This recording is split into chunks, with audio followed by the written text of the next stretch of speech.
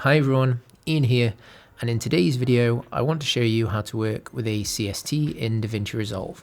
And I'm going to show you this using both DaVinci's native color space transform and an additional plugin by a company called Dehancer. So what is a CST and why is it important?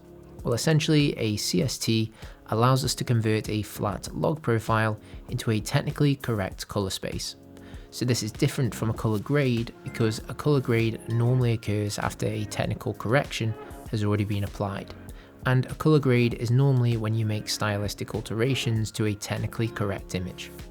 So a CST provides a scientific baseline for our image, and this allows us to work toward our dedicated output deliverable formats, such as a TV or a cinema projector.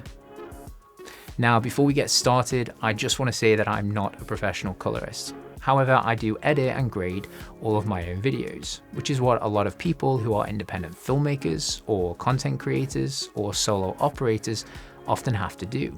So the pipeline I'm using here, while pretty simple and straightforward, has always given me good results that I'm happy with. If you're interested in learning color grading pipelines from a pro, then I highly recommend you check out Darren Mostyn's YouTube channel because his videos are amazing and I've learned so much from them over the last few months. So we're in DaVinci Resolve, and first I just want to show you the color management pipeline that I'm using and why I've chosen this particular workflow. So I'll open up the project settings, and in the color management page window, we have the color space and transform subheading, and there are two color science workflows that I want to briefly touch on. Within here, we can use either a color managed or non-color managed workflow. The big difference is that in a color managed workflow, our IDT, so our input device transform, and our ODT, or output device transform, is removed from the node tree workflow, and instead it's adjusted through this window, the color management page.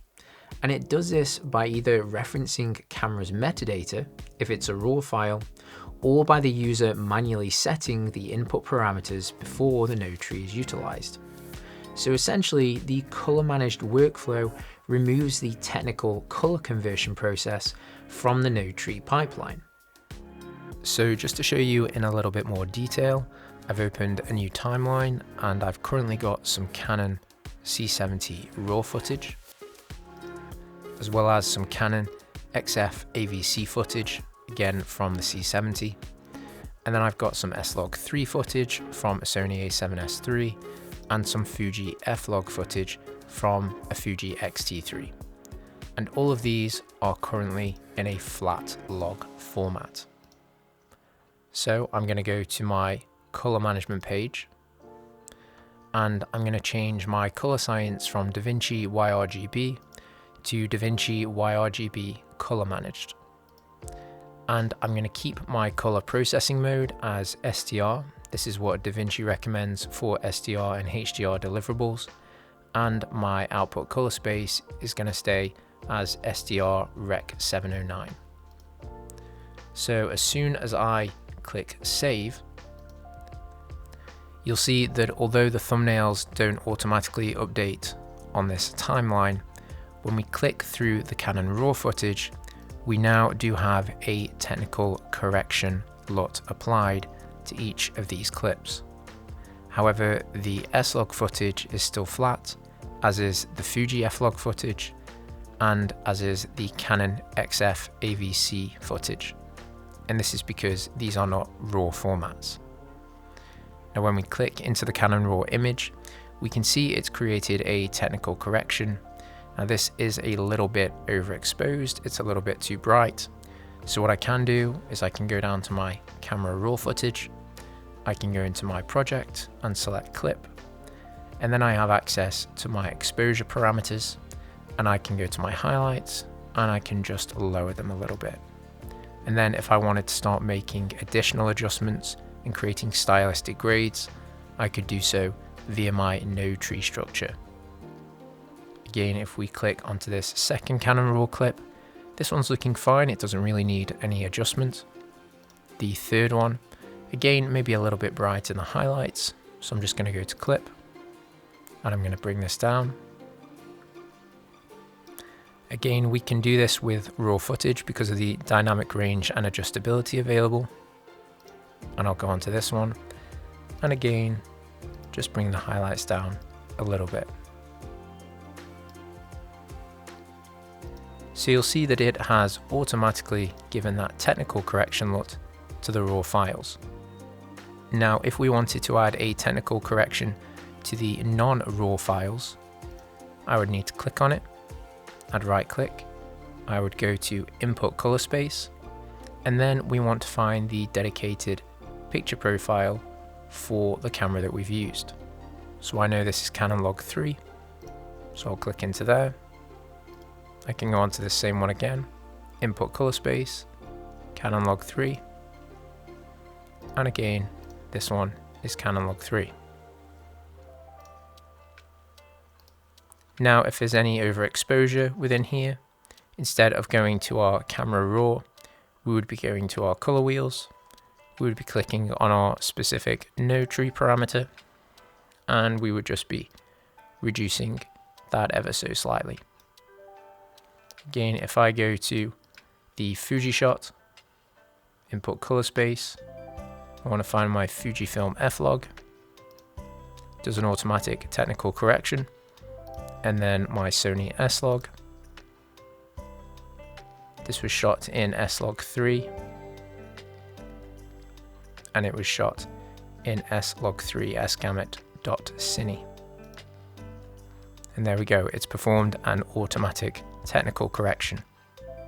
So just remember, if you are using this color managed workflow, your raw files will be automatically color corrected when you set up your color management page, while your non-raw formats such as ProRes, H.264, Canon XF AVC, these will need their inputs manually setting by right-clicking on it, going to Input Color Space, and choosing the dedicated profile.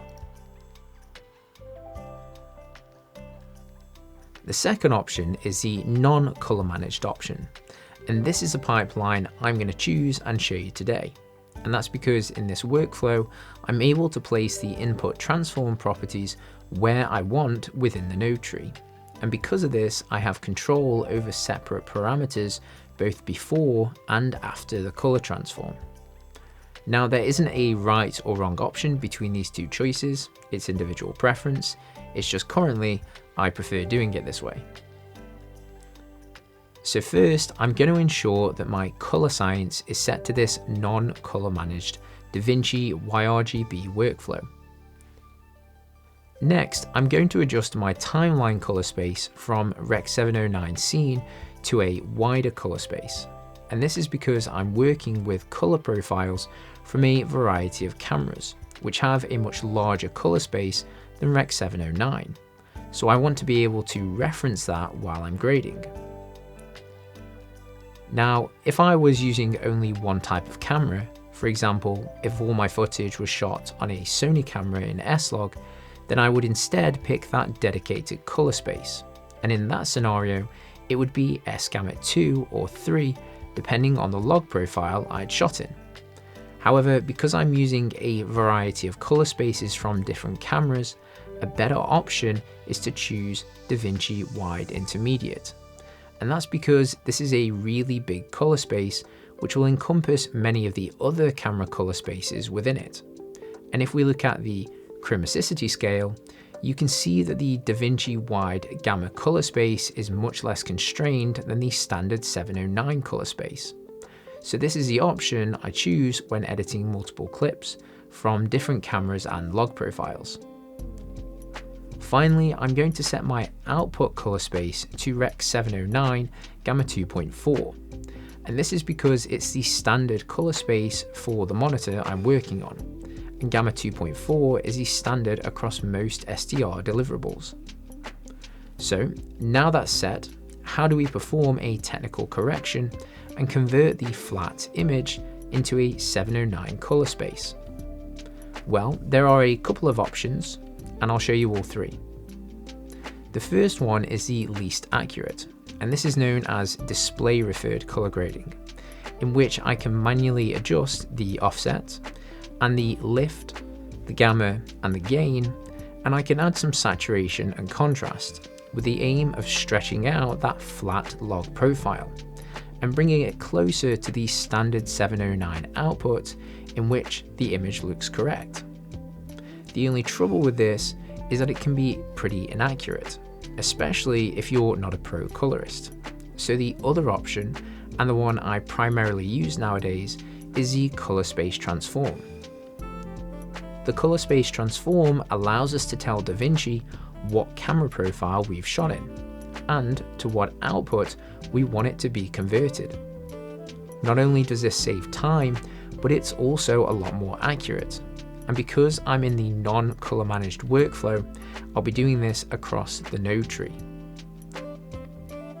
So first, I'm going to add 4 extra nodes and just set up a very basic node tree. Now, when you're grading, it's always a good idea to use a separate node for separate core or important adjustment points. This makes it easier to alter, roll back or delete any mistakes or pinpoint areas you wish to change more easily.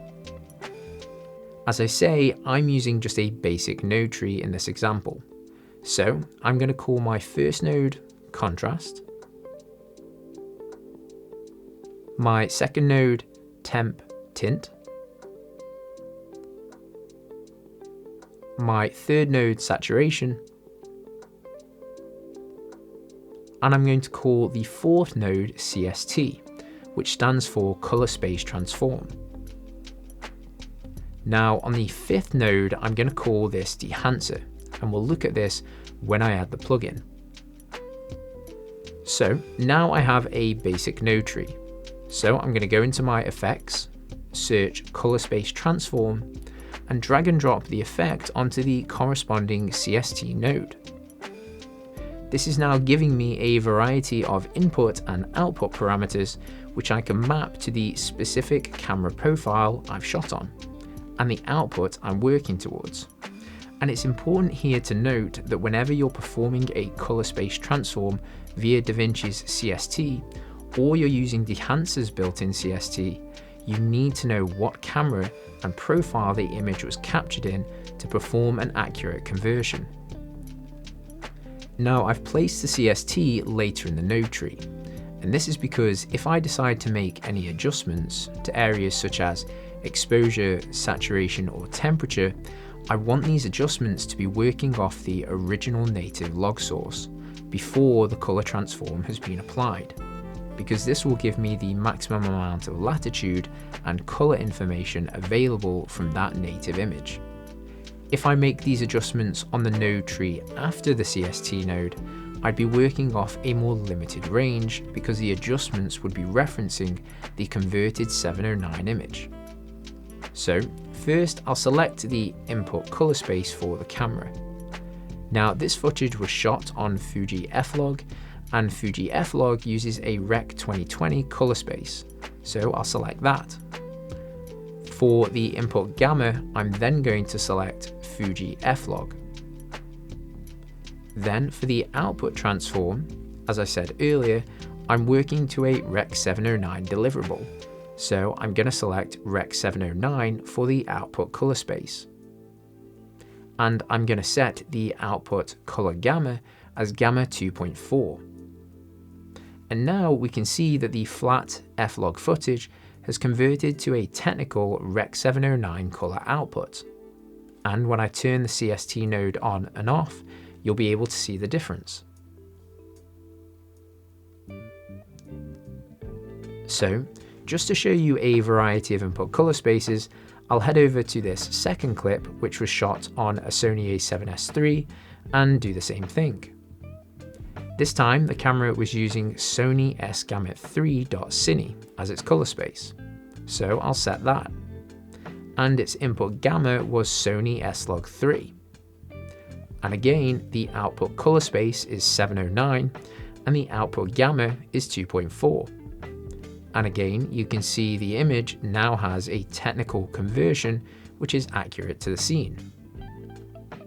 Finally, this third shot is from a red Komodo. So in the input color space, I'll choose the red wide gamut RGB, and the input gamma of the red Komodo is log 3G10. And finally, the same again, it's Rec 709 for the output color space and gamma 2.4. So hopefully, as you can see, the color space transform is an incredibly accurate and useful tool. So I just wanted to show you why the node tree structure is so important and why it's a good idea to have the CST toward the end of the node tree.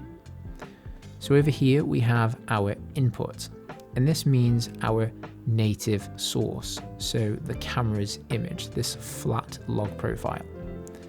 And then over here we have our output, and this is our final export. This is what we're going to deliver out of DaVinci Resolve. And then the node tree structure sits in between, and this is going to be where we make adjustments to that native image.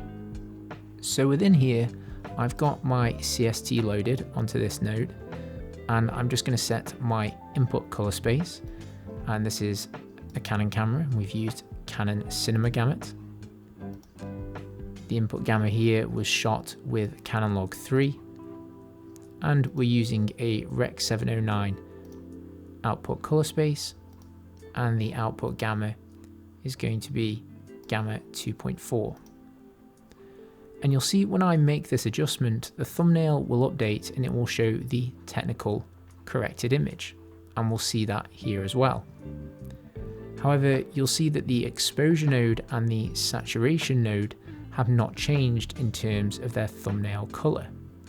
And that's because the CST, which is at the end, has got the adjustment made. So the nodes prior to the CST node have not been affected.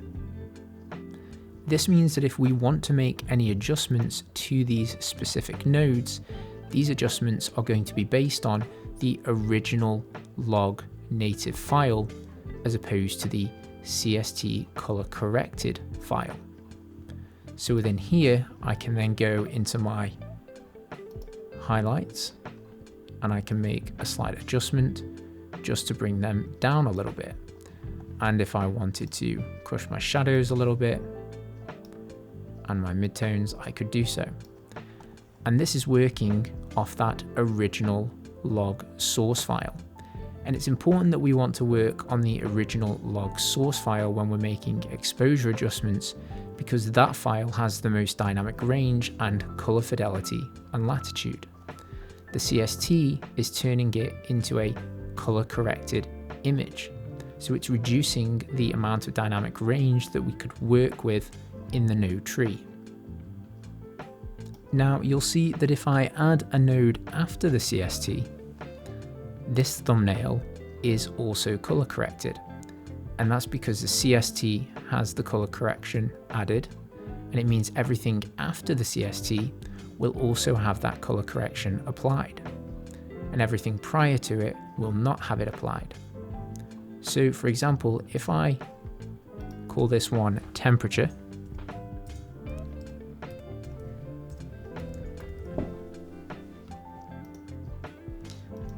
and I go down to my temperature window and I make an adjustment,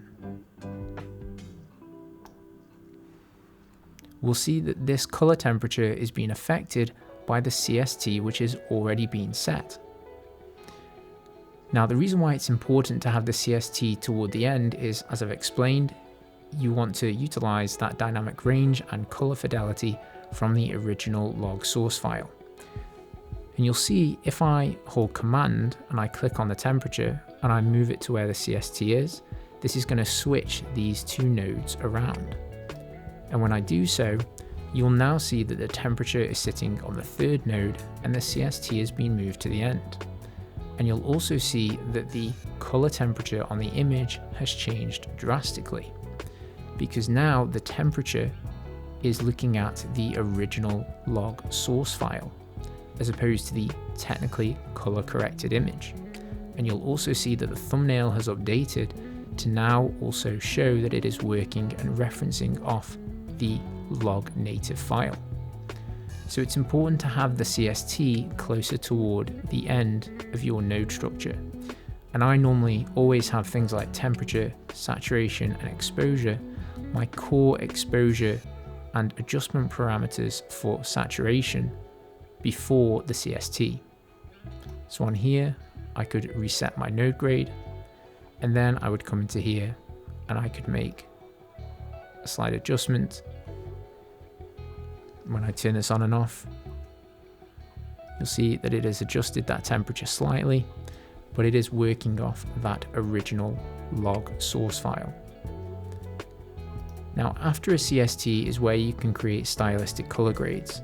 For example, if I was adding a film emulation, I would then be placing that after the CST. And that's because I want that film emulation to be based off the technically corrected color image.